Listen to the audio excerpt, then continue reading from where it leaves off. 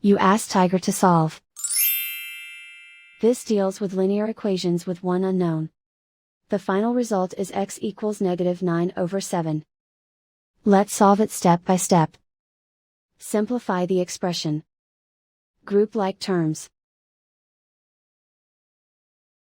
Combine like terms. Group all constants on the right side of the equation. Subtract 1 from both sides. Simplify the arithmetic.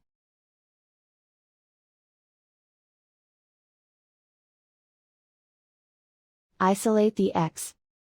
Divide both sides by 7. Simplify the fraction. And so the final result is x equals -9/7.